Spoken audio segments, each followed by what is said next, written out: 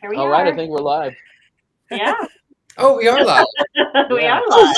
Hey, we're live. It's Wednesday. Welcome to the Witches Movie Coven, everybody. I should lose this. Okay. I am one of your 5 hosts. Let me introduce you to the other.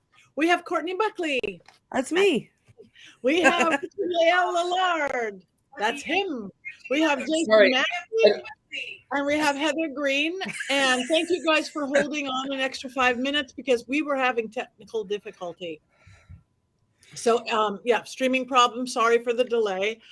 We will save our intros and stuff for later, I guess. I was running late. I just got back from Chateau Marmont doing a seance. We talked to John Belushi. We did.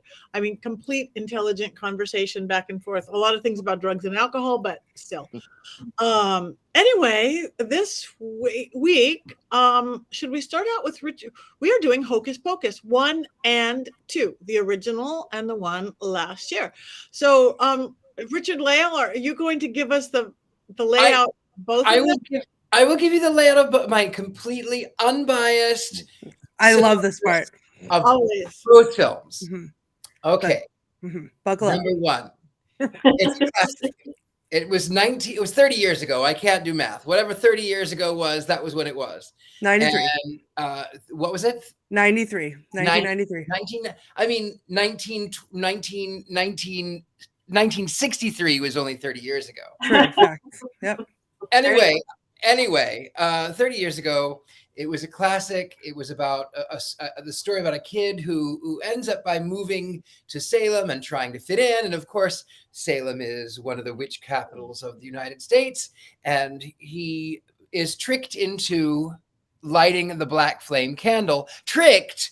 He does it on purpose because he's trying to impress a girl who thinks he's dumb. And so he lights this candle thinking that he's so brave. And then, of course, these 3 Sanderson witches appear. Chaos ensues. There's a sense of drama. You meet the ex-boyfriend. They can't go to churches. They can't go on the Holy Land where the cemetery is. There's also a cat that is 300 years old who's been he's a boy who's a cat that uses 2 different voices for whatever reason. I don't know why. Jason Marsden plays the cat version, which is nice. Anyway, the Divine Mizim, they and the other 2, they chase down this kid and his sister, and they have to try to figure out how to be protected and away, and you know, they use the white salt as a circle, and they try to warn the parents, and of course it turns out into a song. I put a spell on you 'cause you're mine. And then they have to fly. They're tricked into thinking that the sunlight has arisen. They have encountered the devil and his wife. They think that the devil, of course, is the devil, but they don't understand why he doesn't recognize them as who they are, even though they're the Stepford Sanderson sisters. And then, of course, they end up by blowing up at the end. Anyway, witches come back. Now, my completely unbiased version of number 2.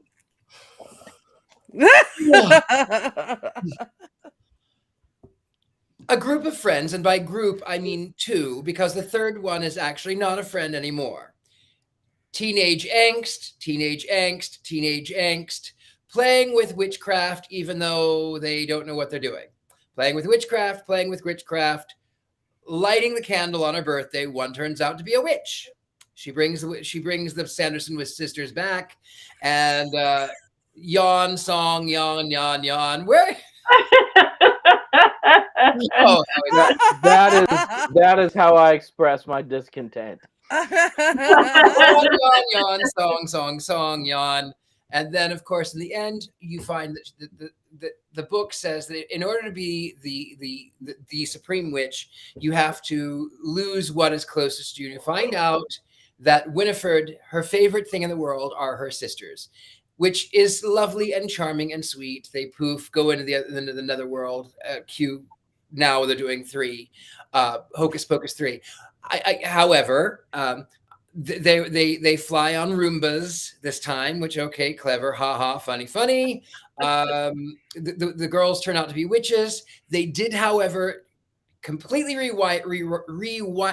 I can't even talk tonight, rewrite it, because in the original one, the reason when they met the devil, they knew that that the devil had given them the book. And this one, it was not. It was another witch. It was a fellow witch who was going to eat them until she found out that they were witches. And she gives them the book, and the book actually turns out to be good, and it's fine.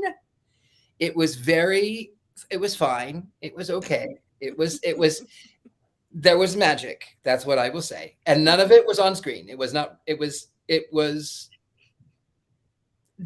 Divine Miss M was great. She sang a song. That's it. Now that we're clear on Willow had to get her 2 cents worth in. Okay. Yeah, speechless. Okay. Heather, anything you would like to Let me add some historical context to that lovely unbiased review of the plot of the movie. So basically, the first one, as Richard-Lael says, was released in 1993 during the Satanic Panic. This is at the heart, or actually, I shouldn't say it's the heart. It's the heart of Hollywood's reflection of the Satanic Panic, which actually began in the early 80s and reached a fever pitch by 1990. Now, and Hollywood was late to pick it up.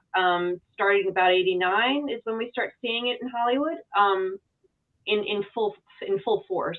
Of course, this movie, the Hocus Pocus original one, is definitely a reflection of that. You have 3 witches who want to eat children to maintain their power, to stay young, to stay alive. Very classic. You have 3 witches, of course. That's classic.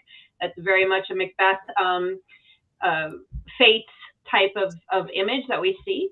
You have 3, they eat children, something that is of the Baba Yaga folkloric idea of the witch. You also have Salem, you have Halloween, and all of those pieces as well. You have the sexy vamp witch in one. You have the older witch. You have the clown witches. You have all of the things. And of course, when they do the scene where they see the devil, they call him master. They think he's really the devil. We assume at this point that they're beholden to the devil. That's how they got their magic. Very, very much Satanic Panic reflection of the witch. Now, when that movie came out, as I've said in the past, it got panned for the most part. It was too scary for children, too silly for adults. Same with the witches, same with the Wizard of Oz, actually got the same type of review. But somehow, and I argue it's the witches themselves, somehow this silly little Disney movie from 1993 got a cult following. And specifically within the witchcraft community, modern witches loved these witches, even though they were, bad, even though what they were doing was bad. They got a cult following. And I would say it wasn't the movie. It was the witches. It was the Divine Miss Emma and her cohorts that made this movie what it became. And so you flash forward 30 years, you can't represent witches the same way anymore. Lots have changed. And if you read just those chapters in my book, you can see how that happened, how the evolution from 1993 came to 2023. So with the 2023 movie, they had to figure out how to depict the witches in the way witches are being depicted now, while not messing too much with the story itself, in which they did. This movie focused on the witches way more than the original, which made it a better movie. Oh, wait a minute. I'm supposed to be unbiased right now, just giving history. So basically, they focused on the witches because Disney knew that the witches are what was bringing in the cash. This is what made this movie. If it was those 3 witches that brought this movie to 2023. And so this new movie gave them the backstory, which is very standard for the last 10 or 15 years. We're getting a lot of witch backstories, a lot of evil character backstories. Darth Vader was one of the ones we got first, and you see that happening very much. Think Maleficent, think the Joker, okay? You're starting to see these backstories in the 2010s. And so here we have a backstory. Of course, it's oppressed women, and all of these I am going to give more later, Jason. I saw your message. I'm with you.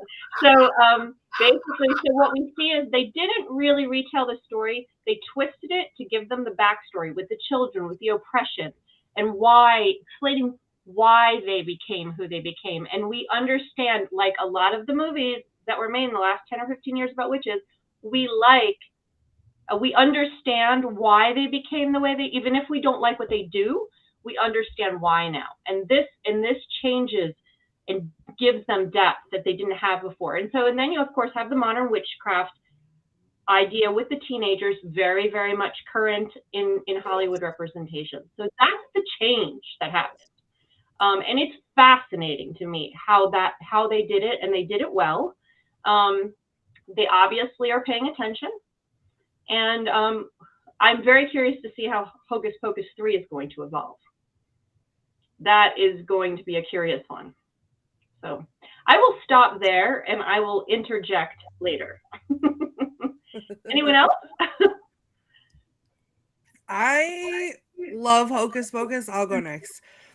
The original can't be beat for me, even though I did enjoy the second one, because there's something nostalgic about it for me, but even more so, like, I don't remember being obsessed with it when I was younger, but I became obsessed with it when I was a little bit older, not, before my current age, but in my growing obsession with Salem, I became more obsessed with Hocus Pocus. And I think I've talked about this a lot on our show, that like I take a lot of, I don't have words. Richard-Lael, what did you do? It's Wednesday. Anything can happen on Wednesday. Seriously. We wear black on Wednesdays. So I have a lot of problems on movies that focus on Salem, because usually they change the history just enough to be annoying, and I don't like that. But to me here, this was all in fun, and it was not close to the history enough for it to be a problem. But what I did love is that there were so many places that they actually filmed the original in Salem. So there's places that you can go see still today that look exactly the same as they did in the film, and it's beautiful. It's so much fun to be able to go out, and people come, and they come just to see the Hocus Pocus sites, and then they have an opportunity to be educated on the real thing, which I think is kind of beautiful. So that to me, and there's so many good, I'll get into this later, but there's so many good quotes from the first one that I think about on a daily basis, literally a daily basis. I'll save it, but there's one that I wake up to every morning, and it's hard to compete with that with the second movie in my mind. But I do agree with what you're saying, Heather. Like, I loved the backstory. I loved having that backstory. I loved it being about that. I didn't care about the new characters. I cared about the witches. So I think you're onto something. But as far as it being better, I don't know. I don't know if I can get on board with that. Well, it's okay. We can still be friends. Yeah. I will point out that this is one of, not every movie that you address on the Salem aspect is actually supposed to be literally Salem. Most of them are small New England town, and they just pulled from that. They use Salem in that way, but this one actually is supposed to be Salem. Right. And I'm talking more like the flashbacks that go to Salem, like it'll say Salem and it will say 1693, which isn't even the right year. And then it will be, whatever their version of events is. And the reason why I don't like that is because then people come to Salem and they expect that they received like partially a true story, and that's not the way it is. So like the Crucible is the one that gets on my nerves the most, because everyone will come in and say, well, what about the Crucible? How much of the Crucible was true? Salem, I don't know, like that's it really, but it just it gets under my skin the same way as the question, where were the witches burned? I hate that question. In Europe, not here. There is document, I said this before on the show, is that there's actually documents and articles from Salem from like 1905, and when they were doing so many Salem and witchcraft movies that are supposed to be historical, with Salem residents like walking out of the theaters back then in 1910 and stuff, because of that very reason, because they were already being burned. And I have all these production documents where they're yelling at each other saying, don't burn them, they didn't burn, the Salem people aren't going to buy tickets. It's literally been a thing for 100 years. I would love copies, if I could, of those production documents, like poster size, so I can put them up back there. That would be my favorite thing. We'll get together and talk. Buy all your dolls. Yes. My Halloween decorations. Yes. Your dolls. Dolls. Thank you, Luna, liking our goats. This is Black Phillip, and that's Black Phillip, and that's Black Phillip, and we all have Black. My Black Phillip got to see Patti this weekend. Yes, I know, and I pretended her Black Phillip was my Black Phillip because I just leave him home because I'm a bad mother. But that's like our thing now. I like it. I do too. It's like bring yours and let me pretend he's mine. Yes, I got to see Courtney this weekend. It was so great. We were in Massachusetts. We were in Plymouth, Massachusetts. And did you guys know? I like authenticity on this. Plymouth Rock is a hot tub. It is. At the John Carver Inn, they have the cheesiest pool and slide and setup. And Plymouth Rock, it says 1650, correct date. It's a hot tub. Who knew? I didn't know. They have the Mayflower too. They have it.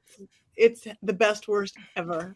That's wild. And you get kicked out. So anyway, back, speaking of authenticity in Salem. So, all right. So, you know that you cannot watch Hocus Pocus on planes since I live on planes. And I don't know why. I did last time. They must just make movies in and out and in and out. Thank goodness I just recently watched them. I'm going to go next because I just love those damn movies.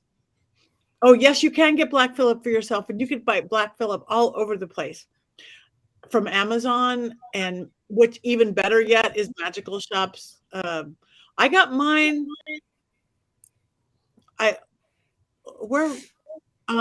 Plattsburgh, New York, I think. Whatever. It was Plattsburgh. Plattsburgh. So I don't know where that shop would be. So go to Amazon. We really got to get these on mysterycontrol.com. We got to get these on Mystery Control. We have to have Black Phillip. We do. We have Black Phillip on things on mysterycontrol.com. Yes. So but they need Black Phillip and the on thing. So anyway, I'm going to go next just because I don't have that much to say about them because I enjoyed both of those films immensely. Right and Wrong and three of my favorite actresses. I don't care how good or bad they were. I like the music. And I was entertained and I wasn't there to be educated. I was just there to be entertained. And I hear my signal is dodgy, so I'm going to stop talking for a few minutes while I undodge. I don't know how to undodge, but go, Jason. No, we're being dodgy. To me, this movie, like the first movie and the second movie, they really sum up Halloween in the modern American experience. They're loud, they're colorful. There's a little hint of something bad, but we've mostly taken that out of Halloween and turned it into more of a children's holiday, a party holiday, a social holiday. And if you were to say, Jason, give me one film that I want to show to people to introduce Halloween to them, this would be the movie. These are the movies I would show to them. It's like being in a haunted house on a movie screen, and much better than the Disney haunted house movies that they just can't get right. And not only that, you've got great performances because you've got Kathy Najimy and Sarah Jessica Parker, and most importantly, Bette Midler, who just crushes these films. And you can tell she's having the time of her life. There's a quote where she says, "The most fun I'd ever had on a movie set up until that point in my life was on Hocus Pocus." And it shows all the way through the entire film. I like it. Yeah. Yeah. I agree with you. It is very much a reflection of Halloween. But you know, if I may give my opinion, I never liked the first one, and I have said that over in a lot of places, and and it has nothing to do with the reason I don't like it. Has nothing to do with, oh, the witches are depicted as bad. That's not the reason I didn't like it. I loved the way the three witches were portrayed. Fantastic. It's fun.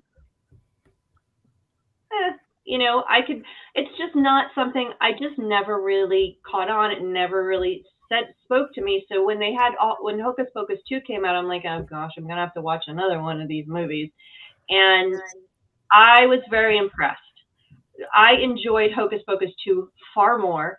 And again, it wasn't because I'll watch a movie that portrays, I've watched thousands of witch movies, and there's ones I love that portray witches horribly and wrong and all that kind of stuff. Nothing to do with that. It had to do with the balance of the movie. And in the first movie really was just a kids movie, and it really felt like just your average Disney movie. Again, you know, whether better than Halloween Town, better made than Halloween Town, because this was made for screen rather than made for TV, etc. The production value was much higher. So, you know, it was fine. But, you know, number one, I do not like talking animals that were really popular in the 90s. It drives me up the wall. So when an animal starts flapping its lips, I'm like, I can't take it. Like, this animal will not flap its lips. This Binks will not flap its lips. I cannot take that. So in the, you know, that kind of thing, and some of the stuff was just not my taste. So I can separate out my historian from my watcher and say, no, I loved the second one was way more fun. It really owned the witches. It owned the entire zaniness of it. The comedy was better. And, you know, like Jason said, you can see the three main actresses just are having a blast. Do you think, Heather, I got a question for you. We're about the same age. Do you think that maybe we don't gravitate towards the first one as much as others because we were older when we saw it? Like at least 20 years old? I mean, how old was Courtney when she saw this movie, or Richard-Lael? A little younger than us, I'm guessing. Well, if this was 93, I would have been 76. Exactly. I was 7. Yeah. Yeah. And that was the problem with this movie, though. But kids were scared of it. They didn't want to watch. And then adults thought it was silly. And I don't remember the first time I saw this movie. So I don't remember if I saw it in the theater or it's not one that stuck out. And, you know, it felt like just another silly Disney attempt with some big name actresses. And it just didn't resonate with me on an entertainment value, the first one. And it maybe I was just too cool, you know, as a 20-year-old, just too cool to watch it. I don't know. But even today I'll watch it and I'm like, okay, yeah, I get it. Moving on. I liked the second one, though. I was very pleasantly surprised. I was laughing out loud. I love the Roomba bit. When they go in the store dealing with all of the stuff for their face, the potions, yeah, it's really funny. And I love the backstory. I think they did that brilliantly. I was very pleasantly surprised. So that's my take. And I love that poster that they're showing. The colors are so vibrant and beautiful. So I think Disney did it right. And I won't say that all the time as much as I love Disney. I will not say that all the time. I will call them out. And they did it right with number 2. Sorry, Courtney. We're just not going to agree on this one. I don't agree. I don't. But that's normal for us, right? Hocus Pocus number 1, I thought was so charming. The music was so much more entertaining. It was, there was a sense of danger. There was, you know, they're villainous witches who are going to gobble up these children. I mean, where there was no real danger in the other one. Oh, you're a witch. Oh. I just thought it was, I thought it was nostalgic in the worst, disgusting way. I thought that it was, the Hocus Pocus 2 was so sort of, I mean, it was a diverse cast, which I love, but it was sort of, there's the black one and there's the Latin one, and then the white one, she's not really with us. And then it was like, you know, I just didn't like it. I didn't like it at all. I didn't. And then why the fellow who had the witch shop and tricked the girls into lighting a candle? Why? Well, there was no real purpose. So he saw the real Sanderson, which is 30 years ago when he was a kid. So he knows that they like to eat children. Why does he just suddenly want to? And then he just is, oh, I'm going to help the witches now. Oh, never mind. No, actually, I want to be good now. Like, there is no conflict. for the movie plot line. They couldn't have a movie plot line without it, Richard-Lael. He wanted to experience that magic again in his life. And the only way to experience it was to bring them back. And he's an adult and who was not a virgin. What was he scared of? Nothing. I want to think, am I the only one who liked both movies? I'm reading, scrolling, because there's a lot of people. I love the first one, hated the second one. There's people I love the second one, hated the first one. I'm not the only one who liked them both. I liked both. I liked both of them. Okay, you and me, babe. But I love that. I was just gonna say, like, I picked out that one aspect as I was talking earlier that I do love the backstory of the witches. It's hilarious. There's jokes in there. There's one joke in there that I feel like you have to work in Salem to understand. But it's when I forget what they say, but then all of a sudden it's like a Walgreens, right? And so I know they worked with Walgreens. There was like a promotional thing, whatever. But working in Salem, when people ask you, and this is horrible to laugh at, but when people ask you where were the executions, we have to say, oh, it's over there, like down the way behind a Walgreens, because that's where it is.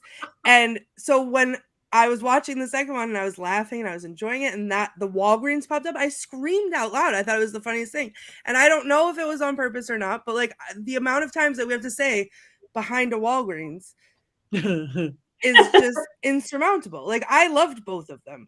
And if I could, like, touching just real quick on the age thing, like, I was 7 when it came out. I don't remember the first time I saw it. I don't remember liking it until I was older, like much older, in my teens or 20s.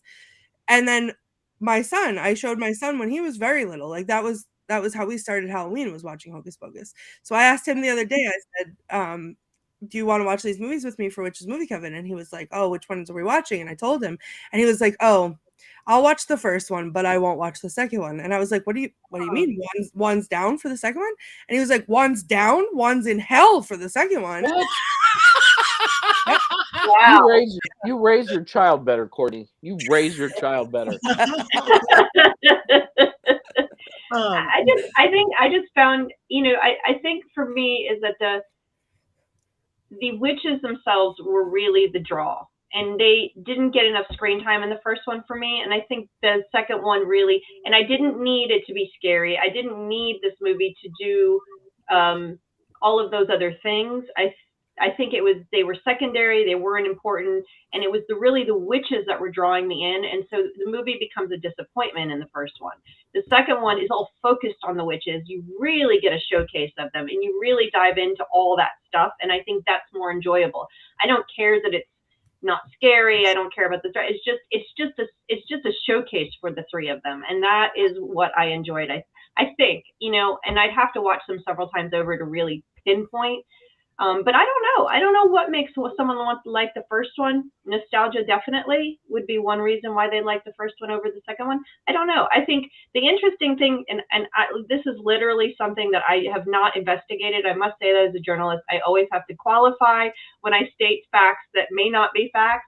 But I've read in a couple places that Hocus Pocus, the first one, because the second one's new, the first Hocus Pocus is the most watched, most common film played in Halloween on Halloween lists, watched at Halloween. It is the Halloween movie. And I would not doubt that, for the very reason Jason pointed out, and actually everybody's pointed out. It's the quintessential Halloween movie in all respects, American Halloween movie. So I wouldn't be surprised if the polls were right there. I'm sorry. Can we see Binks again? You have Binks? Do we all need to get a Binks? Oh. Yeah, she has Binks while she disparaged the name of Binks, talking about she doesn't like him talking. No, I don't like him talking. This is actually not Binks. Just looks like Binks. This is Puck. This is a little stuffed animal that was my cat. He passed away in 2017. His name was Puck, after the Shakespeare character, not the hockey equipment, which many people thought. And so he is a stuffed animal of Puck. But he looks very much like Binks, and he's been hanging out. He hangs out in the around this time, and he's been hanging out with Black Phillip on my cabinet up there. So yeah, and he does not open his mouth and talk. No, he does not do that. I mean, I kind of liked when the animals talked in the 90s. Sabrina the Teenage Witch. It was so creepy, but I loved it. It was so cute.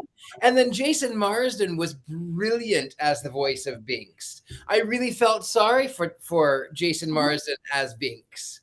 Now, I don't know why they didn't use the kid whose voice, when he was a human, that drove me crazy. I didn't understand why that they couldn't just have one actor play both, but whatever. I don't know. But I loved it. I loved the first one. I thought the music was much more entertaining. I thought it was much more apropos. I thought in the second one it felt very contrived. I did like the backstory, even though it was kind of I thought it was nice, but I thought that it was a little, this is why I do bad things. You know, sometimes people don't need a backstory. Like Willy Wonka does not need a backstory. He just exists. Amazing. It's going to be the best movie of Christmas this year. Willy Wonka just exists because he exists. The three exist because they exist. It's like going back to the three fates in Greek mythology. They just exist. They just exist. But that's been the trend. And if you look back, I think the trend began sometime in around 2010 or so. And I just studied witch films, but you can see it happening before that, or you can see it happening in other genres. I mean, I mentioned Darth Vader earlier, got his backstory in the 90s, but you see it in the Marvel movies, you see it in superhero movies, you see it in sci-fi. You start to see Maleficent got her backstory, and you just see it more. It's a common trend right now. Instead of inventing a whole new story, they're going to give you a backstory to somebody because that's something people want right now. I think Practical Magic's getting its backstory, or it just got a novel that's its backstory, and it's not just bad witches. But the interesting thing is, for me, studying witchcraft in film and witches in film, since so many of them are evil, is that these backstories are giving them a reason for being. And that's it's very interesting. And then you wind up with the oppressed woman story. You wind up is that people are only witches because they've been damaged, which is a whole nother conversation to have at a whole other time in another place. But it created this whole new persona for the cinema witch, is that, witches are evil, or witches practice witchcraft because of their backstory, because they've been oppressed, because they've been damaged. And so you have that in, you have it with so many, even the Love Witch, that's her backstory, even though we don't, maybe we'll get it back. Maybe Anna Biller will do a backstory for her too.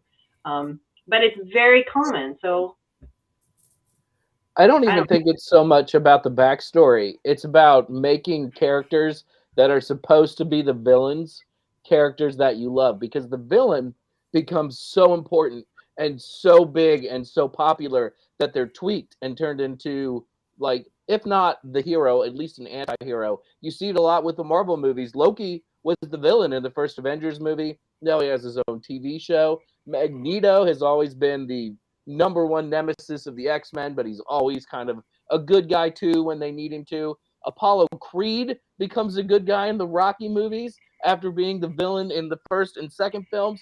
This is a long trope, and what we saw is that everyone loves the Sanderson sisters. Let's make them sympathetic, and that's. And I cannot wait until someone does a backstory of Witch's movie Coven, and then they give me a backstory. I'm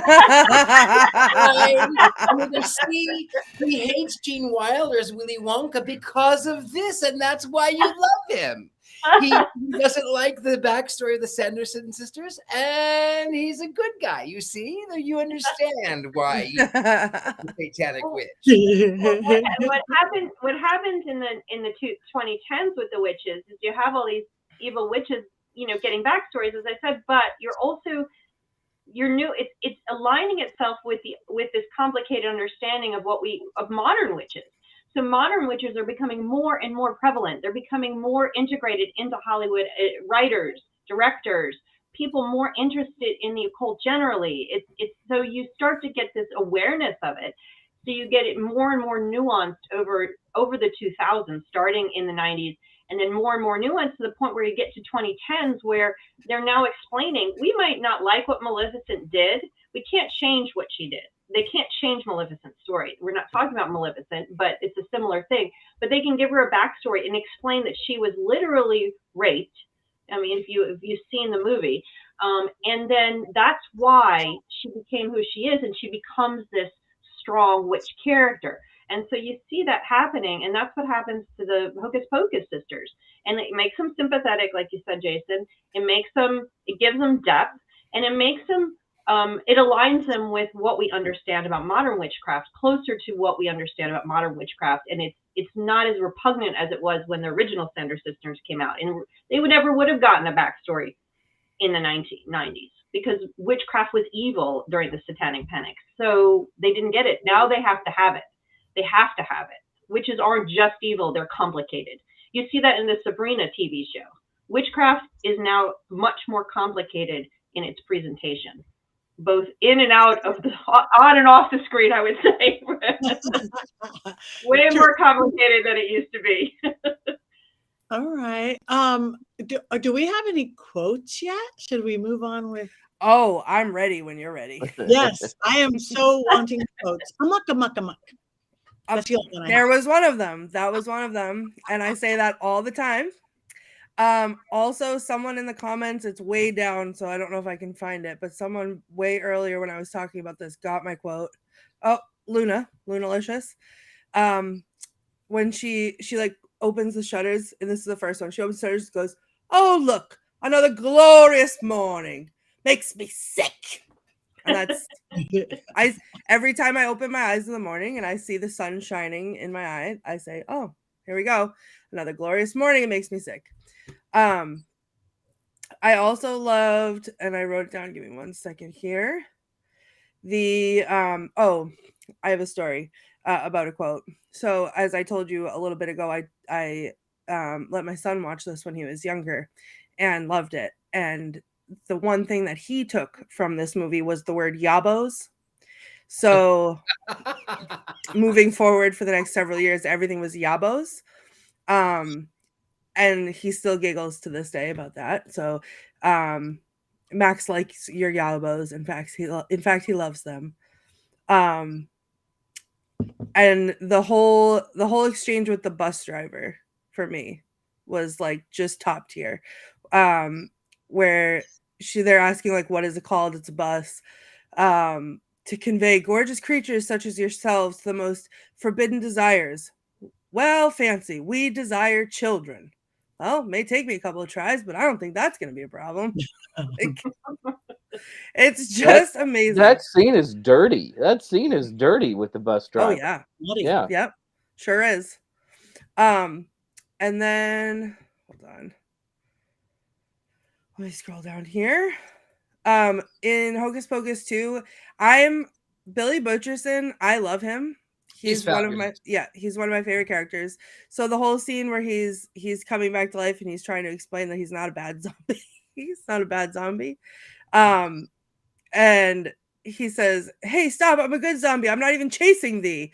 And the other guy says, "Stay back and don't try to eat my brains." So I love that. And then he says very snarkily, "I simply wish to know why you were digging up my grave." And Gilbert, I think his name is Gilbert. He says, "And I simply wish to know why you're alive." So I feel like a lot of these have entered their way directly into my everyday vernacular, and I like them a lot, especially amok. I run around Salem sometimes when I'm feeling frisky, and I amok on the middle of the street. So there you go. There's Courtney's quote corner. Thank you. I like that. I like that too. All right. Any more comments from us or from? Oh yes, go Courtney. Amber, the only bad part about watching this movie with your young children is when they ask what a virgin is. Yeah. Yep. Mm-hmm. Right there. I'm just gonna leave it. We don't have to explain anymore. Just that. Yep. Exactly. I third that. Mm-hmm. We had years ago when I lived in San Francisco, I would do drag, and should I tell you my drag name? I don't know if I should tell you my drag name. I'm not going to tell you my drag name. No, I don't think I should. Anyway, I did drag. Okay, I'll tell you the drag name, but okay. I'm embarrassed. The drag name was Cleopatra Denial. I don't think I heard that. I think I heard enough. Her name was Cleopatra Denial. I'm dead. And so we did. We had a Divine Miss M night at, oh goodness, it was, I can't even remember now. It was called Meow Mix, but it was at some other club. Anyway, and so everyone was doing like Divine Miss M songs, and nobody but me. I was the only one who did I Put a Spell on You. And I did like a $2 costume of Winifred Sanders, and I come out and I said, "Hello, San Francisco, name's Winifred. What's yours? I put a spell on you." Anyway, so that was that speaks to my very Black soul. I love it. That's That will get a awesome. backstory in the next film. I'll get that backstory. Yeah. Do you have a picture of yourself as the Divine Miss M, Winifred? Oh Sanders? goodness! You know what? If you look for that drag name, Okay, Googling it right look now. for that Can you say it drag one more name on time? YouTube and Meow Mix. If you look for Meow Mix and Cleopatra Denial, you will find it. Oh, that is going to be a search. But that was like, oh goodness, that was like, oh, I don't know, 15 years ago. Fantastic. Oh, I'm deep diving. I'm deep diving Yeah, YouTube what right it- now. It'll be on a T-shirt by the end of the show. Oh, I'm looking. I'm gonna find it. End of the show. I'm sure. On a pillow. A pillow, Oh. a pillow, a T-shirt, all of the above. Yeah, Our I'm own gonna vote. need to take a screenshot so I can do one. I can have one Yes, of these. okay. I will actually tell you that there is. Thank you, Courtney, for showing that one, because there's one of the Meow Mixes that's still up. I don't even know how it is still there. Where it was Easter, and I did the Alleluia chorus combined with Thriller, and my sarong falls off and my bits fall out. So for those of you who might be curious, Oh, Wardrobe malfunction. it was a wardrobe malfunction. It's so far back you don't see it, but the It few happens. times I watched it, I went, oh, there's I can't get over the song mix. First of all, Well, that's actually, incredible. it works out really beautifully because I came out as Jesus and I had a halo, like my zombie God. Jesus, and I had painted my body to look really ripped, more ripped than I was, and it comes out. La la la la la la la la la la la thriller. It's fabulous. Oh my goodness. And you could just play one over the other, and it absolutely works perfectly. Maybe when we do a live show, we could do some of our reminiscent things of our past. mhm. You I could would do love that. Well, that would be Richard-Lael. definitely be R-rated. Mhm. Mine would Let's be put a X. disclaimer on things. If I Mine were would be Fox. X. Mine is definitely X. We could be Yeah. our X-rated. All right. I think we need to move on because it is getting 6:48. Anybody other quotes? Anything? We are here. Thank you guys, everybody along the way in the chat room who's giving us your thoughts. Oh, our OnlyFans version. That will be our OnlyFans version. And if you guys subscribe to our OnlyFans. I do have my Mankey movie minutes for both of these films. Oh yeah. Yes. I have been fighting a cold all day, and hopefully I don't lose my voice while I'm doing this. And I also just don't think I'm as funny today. So we'll see how this goes. I hope I don't disappoint anybody. People are excited about these now, so here we go. All right. So into it. Yeah.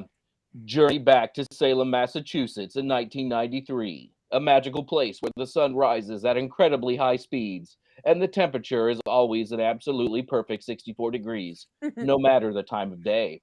Meet Max, a cool California kid who acts like a very bland kid from the Midwest, who is also an airhead virgin. Not taking Max's virginity is Allison, whom Max thinks has nice yabos. Enjoy a town where teenagers are free to run around at all hours of the day with no repercussions and can break into centuries-old houses and play with priceless artifacts. Max and Allison are up against the fearsome Sanderson sisters, who are just too much fun to ever truly be scared of. Feel the wind beneath their brooms as these witches in the city become queens of the hill. Be truly frightened as real-life brother and sister Gary Marshall and Penny Marshall play a bickering married couple. And 8-year-old Danny falls in love with the 300-year-old cat named Biggs, who used to be a teenage boy. Boy, that's some weird-ass subtext. Watch Bette Midler have more fun than should be allowed on a movie set in the movie that captures the spirit of Halloween better than any other, Hocus Pocus. Yay! That is brilliant.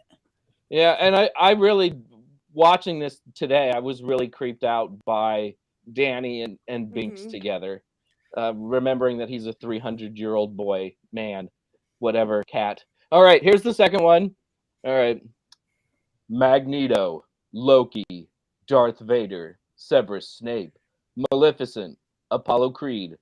The Sanderson sisters experience the movie that rewrites the story of Winifred, Sarah, and Mary Sanderson, making them sympathetic characters in the tradition of other great movie villains who become good guys in a later film.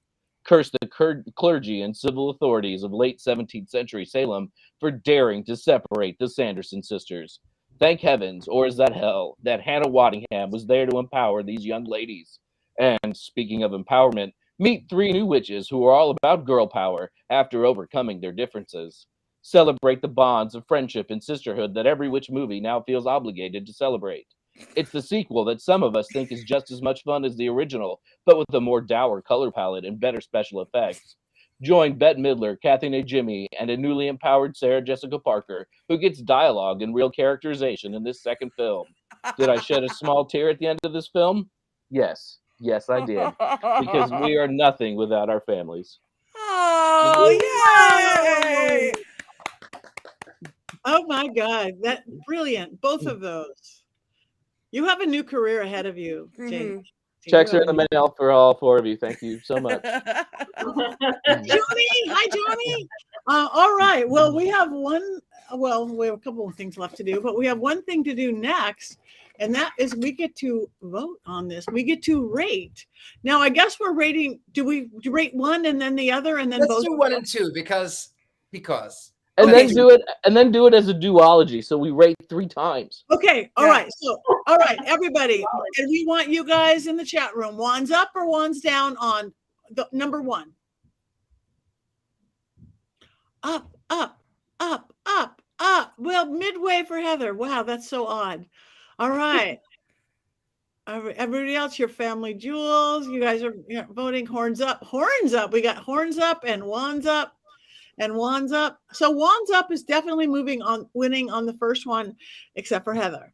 All right, wands up for nostalgia. We've got all sorts of things. Now we're going to vote just on movie 2, 30 years later, or almost 30 years later. Wands 2. It's so far down, it's in hell. Nathan will be so excited to hear you say that. Okay, up now. We're the same mix, 4 ups and a midway, except that it is Richard-Lael this time. Now in the chat room, we've got Christina is down, one's up, more ups though. So these movies are winning. One's up, up, up, up. They're writing it many times. Midland to down. Oh, Joni, Midland to down. Okay. Now this takes mathematical skills. Now we vote it as a pair of movies. Then next year we're going to have to do the 3s. So putting them together, rating one's up, one's down on 1 or 2. Together they are higher rated. Richard-Lael is almost erect.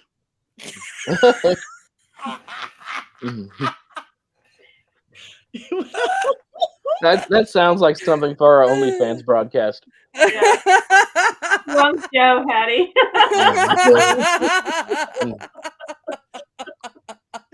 Sorry. Up. Well, I mean, you were so close. It's been a really long day. All right. So this is, do we know what we're doing next? We have one's up leads, not across the board. I love you guys. Thank you. So, oh my God, my stomach hurts. so yeah, okay. I could say something else, but I'm not going to. This is a family show, and I'm not going to. All right. So, do we know what we're doing next week? Week. Oh, it's our anniversary show. Mm-hmm. Yeah.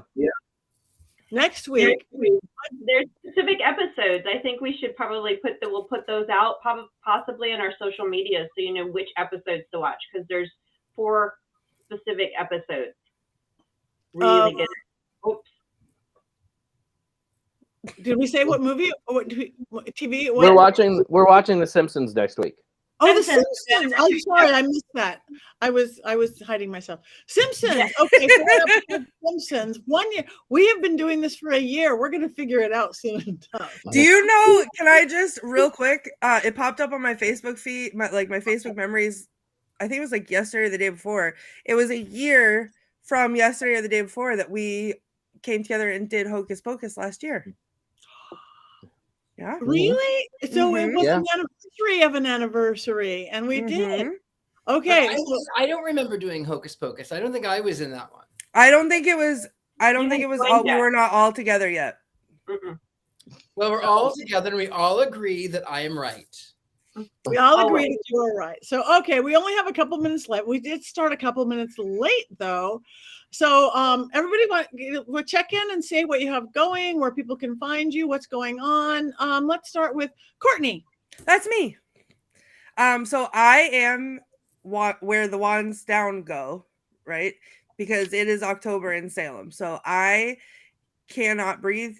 I'm breathing, living life in Salem now. So that's where you'll find me for the next month. Except I did play hooky from work. I almost got in trouble to come see Patti at Mass Paracon, which was delightful. I had a great time. It was probably one of the coolest days that I've had in a long time. I love Michigan Paracon, but that was my first time at Mass Paracon. It was amazing. And can I show you? I bought some. Well, this should come as no surprise, but I bought something.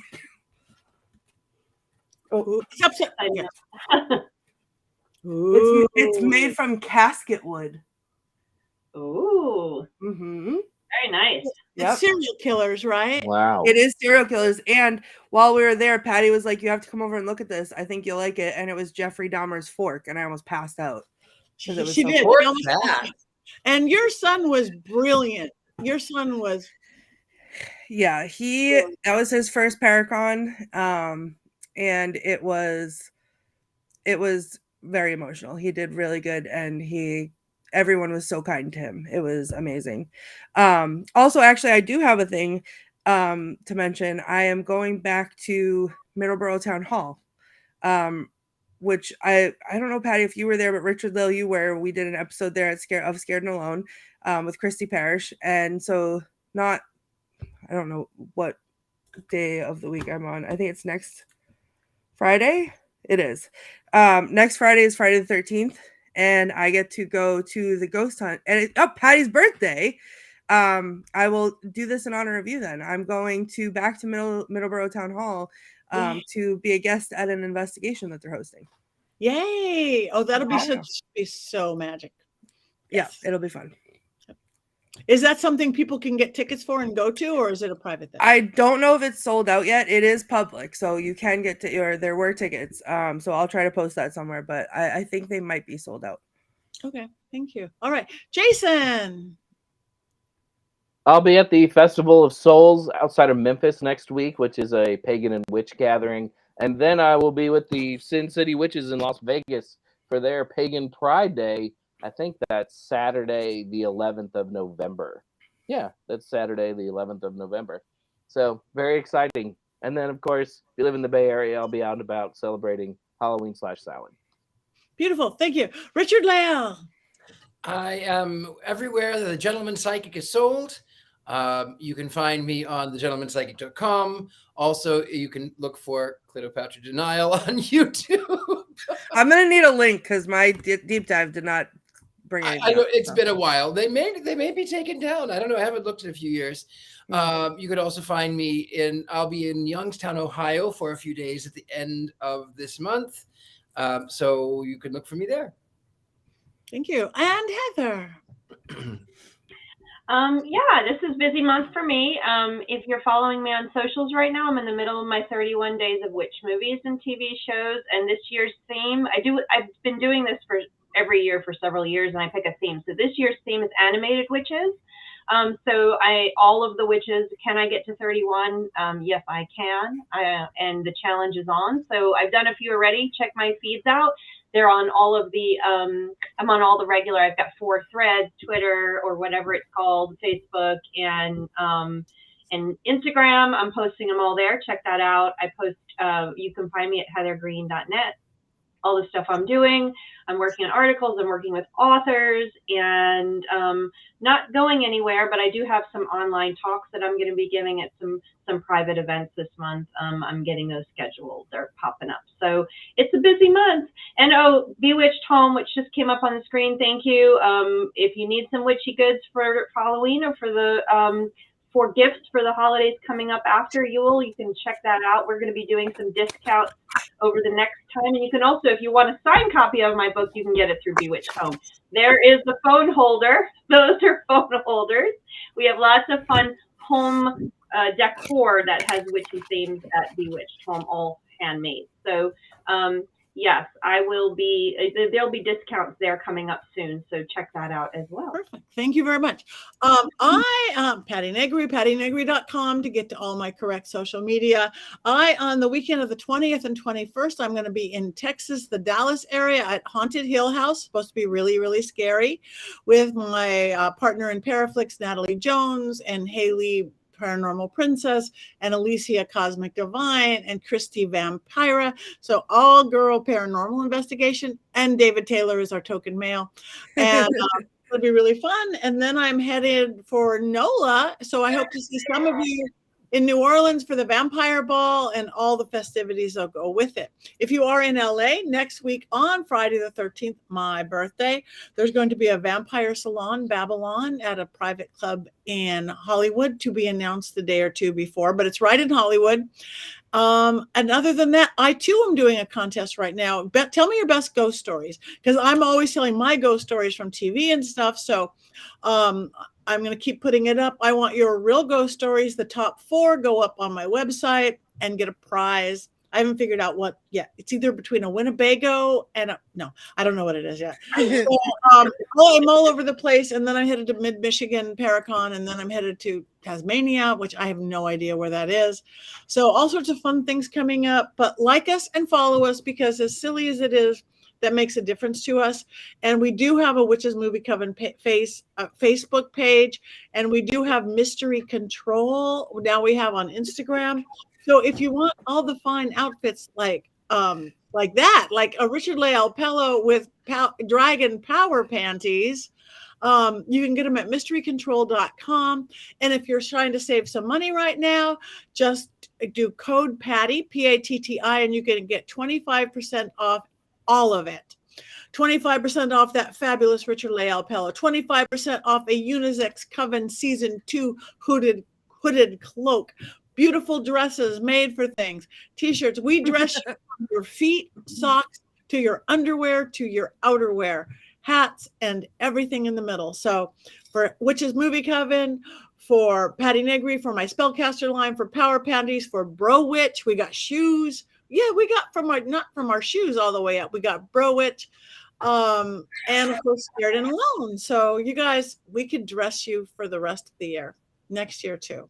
So yeah, a Winnebago. I'm working on a Winnebago, or not. Anyway, you guys, thank you. We have gone long, but we started late, so it's still our regular hour. We have one more thing to do, and we want you guys to do it with us. So what do witches do? We cackle. 1, 2, 3. Here we go.